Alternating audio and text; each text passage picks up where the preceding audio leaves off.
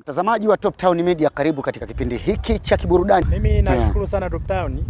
Mimi naitwa MC Mwenda DC. Yes, asante. Karibu sana katika kipindi chetu cha kiburudani pia. Na kushukuru sana na mmekaa kiburudani kwa kweli.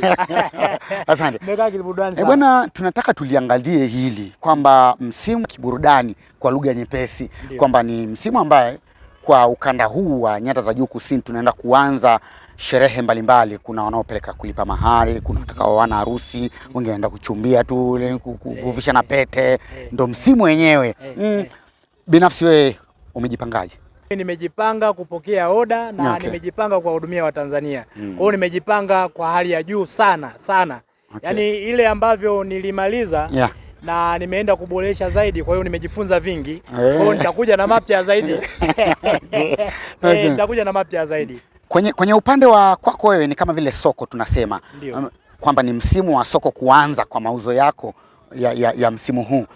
Unahisi kuna mabadiliko gani yanaenda kutokea kwenye upande wa upatikanaji wa shughuli zako? Kwa sababu tunaamini BASATA walitoa kama tunasema ilani kwamba ni marufuku kwa mshereheshaji yoyote kufanya shughuli za kiburudani endapo hajafanya registration. Na wewe hilo unafikiri umekizi vigezo. Unahisi hichi kitu kinaenda kuleta mabadiliko gani kwenye soko la QMC? Moja ya vitu ambavyo wametusaidia BASATA ni hicho, kwa sababu moja ya vitu ambavyo tulikuwa tunafanya ndugu ni kujisajili. Kwa hiyo sasa hizi tuliojisajili tunatambuana. Moja, imetuongezea hata hadhi ya MC, kwa sababu ukienda kufanya kazi ya mtu umejisajili, kuna hadhi fulani inapanda. Kwa hiyo hata umwambie mteja, bwana, mimi kwa sababu ya nafanya kwa bei hii, inakuwa sio rahisi kukataa, kwa sababu anajua kabisa wewe umekidhi vigezo. Kwa hiyo inaenda kutuongezea hadhi kwa hali ya juu sana. Ndio. Kuna vitu ambavyo binafsi mimi nitaomba ufafanuzi kwa wewe kama mmoja wa MC ambao wako registered kwenye BASATA. Ndio. Kwamba wakati mnafanya usajili ule kuna mtihani wowote ambayo mlikuwa mnapewa ili kuonyesha kweli umekidhi vigezo vya kuwa MC, au ulikuwa unafika tu pale halmashauri, mimi nimekuja kama MC nataka kujisajili, unasajiliwa bila kuangaliwa uwezo wako, ili kulinda ile hadhi ya UMC isije ikawa kuna wale hata underdog nao tayari wako registered. Wewe hili lilikuwa lina mfumo gani usajili kule? Usajili ndugu yangu ni kwamba kwenye usajili nafikiri huku mtaani tunakoishi ndugu yangu wanajua fulani ni MC. Kwa hiyo mimi kula kigezo alichokitumia asilimia kubwa ni vile unaenda mwenyewe unasema, bwana, mimi ni MC. Waliwahi kukuona, hawajawahi kukuona, havihusiani. Havihusiani. Lakini kitu ambacho kitakupelekea wewe kupata kazi ni jamii ambayo unaishi nayo mtaani, kwamba wanafahamu kwamba huyu ni MC, huyu anafanya kazi za utangazaji. Kwa hiyo wanakusajili, wanakupa kazi kwa maana ya kuona kwenye matukio. Lakini kwa pale BASATA hakukuwa kuna vigezo kwamba lazima upewe mtihani, hapana. Lakini kuna fomu ulikuwa unajaza tu, unaingia kwenye kulipa malipo, baada hapo unakuwa umejisajili tayari. Huoni hili litaleta msuguano kwamba mtu anaweza akaenda akapewa kazi lakini bado akawa ni MC wa kiwango cha chini, lakini amepewa kazi kwa kutumia namba ambaye alisajiliwa na BASATA? Ili wewe unalionaje? Asilimia kubwa ya shughuli za Njombe kazi unapatia kwenye kamati. Na iliniwea vigumu hata mimi kuingia mjini kwa sababu nilikuwa sifahamiki na watu wengi. Kwa hiyo anayekupatia kazi asilimia kubwa amekuona kwenye shughuli 2 au 3. Ameona huyu atatufaa. Ndio. Na tukiangalia hapa, changamoto gani ambazo zinawakumba sana ma MC hususan kwenye kipindi hiki cha sherehe zinakuwa nyingi? Changamoto gani zinawakuta sana ma MC? Changamoto zinazotukumba ni ratiba kwamba sherehe zikiwa nyingi na kama tulivyo ambavyo tulikuwa hatujajisajili sasa. Kwa maana anakuambia shilingi kadhaa, unafanya kazi, unapokea advance, mara inatokea mchongo wa bei kubwa zaidi.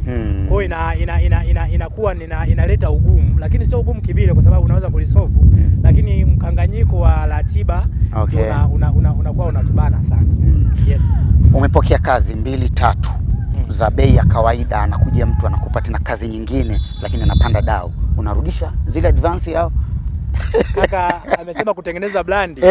unatengeneza miaka 10 lakini kuiharibu brandi unatumia nusu saa au dakika 10 umeshaharibu brandi kwa sababu mimi nikisema nipokee hela afu niirudishe kwa sababu ya dau kubwa, huyu aliyenipa kazi ataenda kutangaza kwamba yule hata kipewa kazi anafanyaga hivi. Kwa hiyo kesho na kesho kutwa anakosa kazi kwa sababu ya hii tamaa ambayo nimeifanya kwa siku moja. Kwa hiyo mimi kama mimi nikipewa advance hiyo inanifunga, siwezi kurudisha hela kwa sababu nimepata kazi kubwa. Hapana, makubaliano ambayo nimeyatoa kwamba bwana, mimi nafanya kazi kwa 200,000, najua 200,000 itanilipa. Akitokea 300,000 mimi nitaenda kwa 200,000 kwa sababu mimi niliamini 200,000 itanilipa kwa wakati ule. Kwa hiyo mimi advance nikipata advance, lakini nikiwa sijapata advance hiyo tutalaumiana. Unadhani kwa usajili huu wa BASATA kuna haja ya MC kupandisha dau la makubaliano kushereheshaji? Kuna umoja wa MC mkoa wa Njombe upo na bei elekezi zipo, lakini kinachotokea nafikiri kuna ndugu yangu mmoja MC Maskini Jeuri alisema ukiwa una kazi ya kufanya huwezi kwenda kufanya kazi ya bei ndogo, lakini ukiwa huna kazi yani natokea MC Mwenda uko wapi? Nipo mjini bwana, kuna kazi 50,000 sina kazi nyingine ya kufanya, naona 50,000 mbona ni nyingi, nimekula siku 2. Kwa hiyo ukiwa na kazi nyingine ya kufanya utajishushia hadhi wewe mwenyewe kwanza, utailinda brand yako kwa sababu 50,000 bwana, mimi siwezi kufanya kwa hiyo kazi kwa sababu makubaliano ya bei ni ya wewe na mteja. Tunapozungumzia UMC tunakuwa tumezungumzia pia burudani kwa sababu UMC na burudani vitu ambavyo vinaenda pamoja. Aina gani ya burudani unapenda kutumia kwenye matukio yako? Mimi moja nikifika kwenye sherehe ukumbini nasoma aina ya watu nilionao kwamba nikiangalia najua hawa watu wanapenda dini sana. Unaweza kaenda kwenye sherehe za Kisabato ukataka kuwapa vibe umeharibu. Kwa hiyo lazima usome mazingira, lakini asilimia kubwa ya wadau hapa Njombe wanapenda sana kuchezeshwa, yani wachezeshwe mikono juu, mguu mmoja juu, yani ile wachezeshwe, yani wanapenda ndio huruka ya watu wa Njombe. Wa Njombe anapenda sana kuchezeshwa, kuimbishwa, yani ile. Kwa hiyo unaangalia saikolojia kwamba hawa watu wanapenda burudani ya aina ipi na mimi kwa sasa nifanye burudani ipi, kwa sababu kwenye ukumbi ndugu yangu mzee wa Jicho la Tatu kwamba kuna wazee, kuna vijana, kuna wapenda dini, lazima waunganishe. MC kazi yako kuwaunganisha wote wa kitu kimoja. Kwa hiyo ukipiga wimbo fulani kuna mpenda dini hatasimama. Kwa hiyo kuna zamu yake nayo mpenda dini atapigiwa wimbo atasimama. Kwa hiyo huruka ya huko watu wanapenda sana kuchezeshwa. Tukirudi kwenye upande wa UMC pamekuwa na baadhi ya malalamiko na malalamiko hayo yanatoka pia kwa baadhi ya wasanii hususan wa muziki Bongo Flava nini. Wanasema huwa mara nyingi hamwapi nafasi kwenye mitikasi, yani kama vile mnawabania wao kuonyesha vipaji vyao wakati ni sehemu pia wao wanapaswa yani kuonyesha walichonacho ili kukuza pia vipaji vyao vya uimbaji. Ndugu yangu mzee wa Jicho la Tatu, ukweli ni kwamba tukiwa ukumbini huwa tunaenda na ratiba. Ratiba ndio inayotuongoza. Anaipanga ratiba CMC, anaipanga akishirikiana na kamati.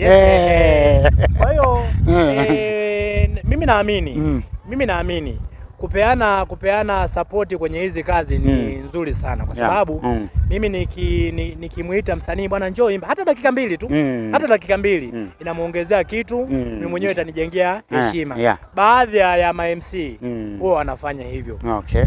Lakini anaweza kufanya hivyo sio kwa kusudi, kwa sababu unafika wakati maharusi wamechelewa kufika na ratiba inakutaka saa 6 isifike saa 6 usiku. Kwa hiyo kuna vipengele fulani unavikata ili kurahisisha ratiba iende sawa. Kwa hiyo ukifanya vile pengine msanii atajua huyu bwana amenikatili, kumbe ratiba ilikuwa inakubana. Kwa hiyo sisi huwa hatupendi, lakini inakulazimu kufanya vile. Ikipatikana nafasi unampa, lakini ikisipopatikana inakulazimu kufanya hivyo. Lakini MC Mwenda kunakuwa na zile nafasi za utangulizi before panakuwa lazima pawe kwa wale ambao wameshafika eneo la tukio, panakuwa na zile burudani za hapa na pale ili kuwasubiri maharusi au wahusika wenyewe wa sherehe. Lakini pia hata wahusika wakifika hawawezi kufika tu na kuanza. Kuna muda ule wa kupumzika dakika 2-3 na nyimbo za Bongo Flava kama tulivyozizoea siku hizi hazizidi dakika 3, 1.5 2 mwisho 3 ndo ndefu zaidi. huoni kuna haja ya kutengeneza muunganiko kati ya washereheshaji na waimbaji hususan wa Bongo Flava ili kunyanyua hivi vipaji vio vinapata nafasi ya kuonyesha vipaji vyao, kwa sababu tunaona kama vile soko la Bongo Flava mkoa wa Njombe umekuwa kama vile ni sehemu ambayo imetulia tu, haipandi haishuki, imetulia pale pale, waimbaji wale wale miaka nenda rudi, hatuoni yule amekuwa star, hatuoni yule ameshuka, hatuoni nini. Kwa nini nyinyi hamuoni hili kama washereheshaji mkaona kuna haja ya kuwa kampani moja ili kupata nafasi ya kuwainua hao waimbaji? Haja ipo. Haja ipo tena kwa asilimia kubwa sana, kwa sababu ninavyosema haja ipo. Mimi nikiwa kwenye sherehe hapo kikubwa ni kupeana ratiba. Kupeana ratiba kwamba bwana, mimi nitakuwepo kwenye tukio lako. Asilimia kubwa MC anakuja kumuona msanii lakini wakati wa zawadi. Kwa hiyo tukishirikishana mwanzo kwamba bwana, nitakuwepo kwenye mimi lazima nikutengee muda kwamba bwana, kuna muda fulani huyu msanii atapandisha. Haja ipo kwa sababu sote tunaipambania kutafuta kesho iliyo njema. Kwa hiyo tukipeana nafasi nafikiri inakuwa bora zaidi. Haja ipo. Unapewa nafasi saizi labda ya kutafuta wasanii kuwateua ambao utakuwa unazunguka nao kwenye maeneo yako ya kazi. Ndio. 2 3. Ndio. Kwa Njombe hapo unalenga nani unaweza kusema huyu nikipata nafasi na uwezo wa kumwambia bana, uwe makini nikupigie tu simu, tuko mahali fulani. Najua wewe ni mzee wa burudani, kwa hiyo lazima hizi burudani utakuwa na wewe unazipa jicho kidogo. Unanitafutia kesi. Mimi naamini Njombe kuna vipaji vikubwa sana, wasanii wanajua sana, lakini hilo swali limekaa kimtego. Mimi nawakubali wote. Yaani mimi nawakubali wote. Kwa hiyo mimi naamini wote tunaheshimiana vizuri, wakina Snaila, wakina Buki Boy, wakina Bialoni. Mimi msanii yeye, wakina Kesali, wote tunaheshimiana vizuri sana. Kwa hiyo mimi naamini msanii yote mimi nikitaka kufanya naye kazi, tunafanya naye kazi vizuri kabisa. Changamoto gani unaona zinawakumba sana wasanii mpaka wanashindwa kunyanyuka na kufika hatua ya juu kabisa, ikiwezekana hata wawakilishe taifa tu? Kujisahau na kulizika. Yaani kubweteka. Yaani unajua kuna msemo unasema kazi nzuri inakupa kazi nyingine. Kwa hiyo tunapofika level fulani wasanii hujisahau sasa. Ukimpigia simu kwenye matukio ya fiki, ukifanya hivi tunajipa ukubwa fulani kwamba mimi nimefikia level fulani, naanza kumbe mtafutaji achoke. Mtafutaji achoki. Mimi naamini tusipolizika, yani wasanii wasipolizika kwamba waipambanie, yani kila kesho waione ni mpya kwenye kazi zao, nafikiri watafika mbali. Chipkizi gani hapa, msanii chipkizi ambaye unamwona huyu kidogo naye anakuja vizuri, uliwahi kumsikia mahali au kumuona mahali ukaona kidogo ana kitu? Kuna dogo fulani hivi, kuna dogo fulani anatokea Itulika, anaitwa Voice. Yule dogo mimi nilikutana naye kwenye sherehe, nikampa nafasi, nikaona na kitu. Yule dogo akipata meneja mzuri, akipata management nzuri, dogo ana kitu sana. Na mimi nilivyomuona nikampambania kwa ule umri na kipaji alichonacho, akienda sawa, dogo anakuja vizuri sana kwa mkoa wa Njombe. Yes. Asante. Bwana, nikupe nafasi, hebu ongea na wadau wako, wateja wako kukaribisha msimu wa kiburudani mpya 2026. Bwana, mimi ni washukuru sana kwa maana ya Top Town Media. Mnafanya vizuri sana. Licha ya kufanya vizuri, mnaibua vipaji vya watu wengi. Lakini mimi niwaombe sasa mashabiki wa mkoa wa Njombe kwamba tunaenda kwenye msimu mpya. Tunaenda kwenye msimu mpya. Moja ya vitu ambavyo tumejipanga navyo kuwapa burudani wa Tanzania. Na tumejipanga kweli kweli. Ukinipa kazi ndugu yangu, hutajutia na hutajilaumu.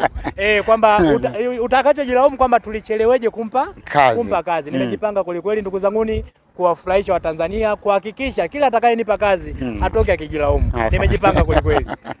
Asante, mimi nikushukuru sana. Nakushukuru sana ndugu yangu, ubarikiwe sana. Asante sana. Bwana mtazamaji wa Top Town Media, tulikuwa naye MC Mwenda DC kutoka Njombe, Tanzania. Tulikuwa tunaongelea masuala ya kiburudani, tulikuwa tunaelekea msimu mpya wa 2026 ambayo ndio hivi unaanza kwa upande huu wa nyanda za juu kusini mwa Tanzania, kutoka Njombe na wakilisha vema Top Town Media. Naitwa Mzee wa Tatu, mpaka mara nyingine tena.